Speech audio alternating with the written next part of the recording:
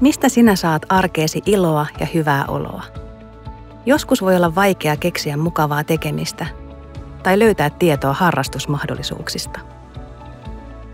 Keski-Suomen hyvinvointitarjotin kokoaa yhteen alueemme vapaa-ajan toimintaa, kaikkea kerhoista kulttuurielämyksiin ja liikkumiseen.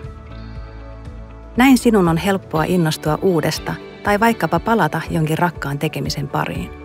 Voit oppia kiinnostavia taitoja ja kohdata uusia ihmisiä.